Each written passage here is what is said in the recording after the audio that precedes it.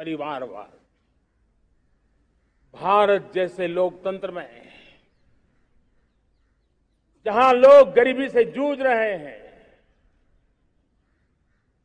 जब ये तरफ से देखते हैं, एक तरफ वो लोग हैं जिनके पास रहने के लिए जगह नहीं है, दूसरी तरफ वो तरफ लोग हैं जिनको अपना चोरी किया हुआ माल रखने के लिए जगह नहीं है।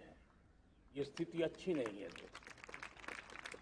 और इसलिए हमें भ्रष्टाचार के खिलाफ पूरी ताकत से लड़ना है।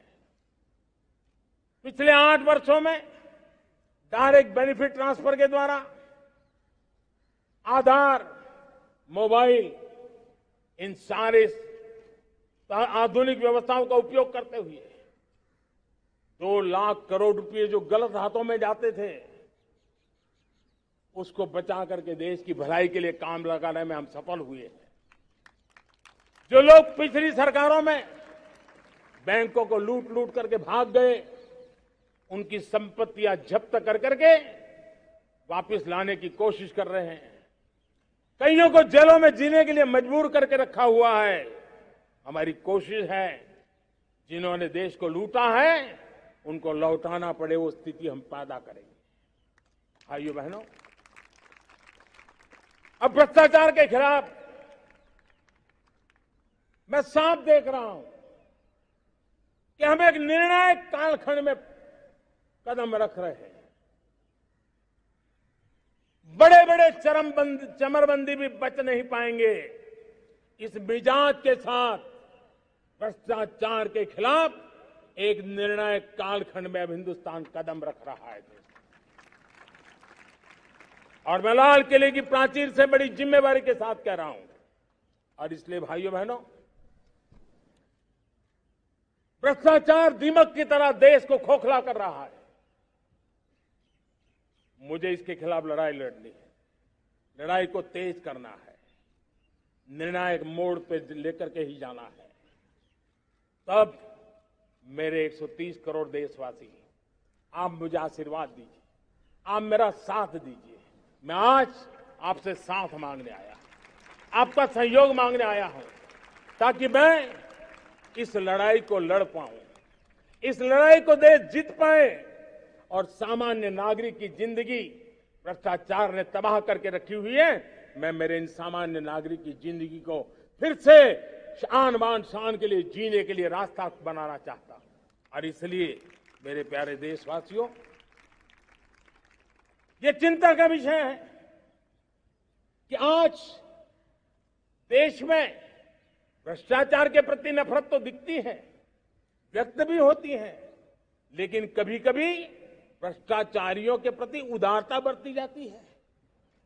किसी भी देश में ये शोभा नहीं देगा।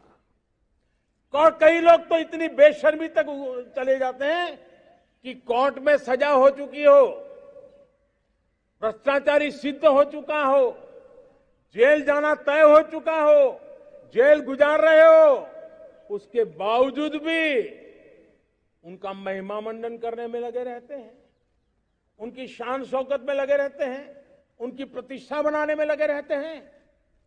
अगर जब तक समाज में गंदगी के प्रति नफरत नहीं होती है, स्वच्छता की चेतना जगती नहीं है।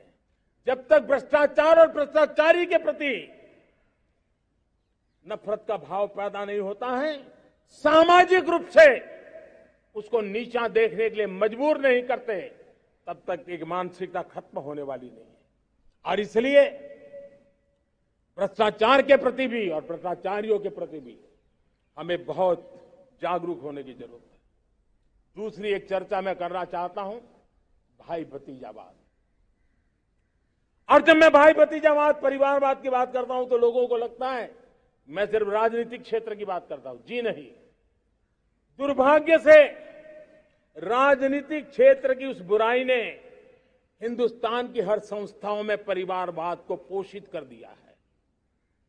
परिवारवाद हमारी अनेक संस्थाओं को अपने में लपेटे हुए है और उसके कारण मेरे देश की टैलेंट को नुकसान होता है। मेरे देश के सामर्थ्य को नुकसान होता है। जिनके पास अवसर की संभावनाएं हैं वो परिवारवाद, भाई भतीजे के बाद बाहर रह जाता है। भ्रष्टाचार का भी कारण ये भी एक बन जाता है, ताकि उसका कोई भाई भतीजे के कार्य आसरा नहीं है तो लगता है चलो भाई कहीं से खरीद करके के जगह बना लूं।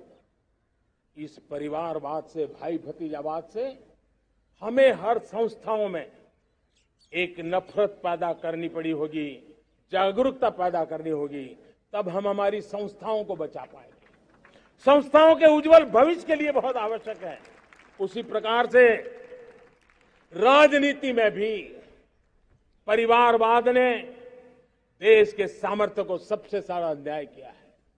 परिवारवादी राजनीति परिवार की भलाई के लिए होती है, उसको देश की भलाई से कोई लेना देना नहीं होता है। और इसलिए लाल किले की प्राचीर से तिरंगे झंडे के आन बान शान के नीचे भारत के संविधान का स्मरण करते हुए मैं देशवासियों को खुले मन से कहना चाहता हूं, आइए हिंदुस्तान के राजनीति के शुद्धिकरण के लिए भी, हिंदुस्तान की सभी संस्थाओं के शुद्धिकरण के लिए भी हमें देश को इस परिवारवादी मानसिकता से मुक्ति दिला करके योग्यता के आधार पर देश को आगे ले जाने की ओर बढ़ना होगा।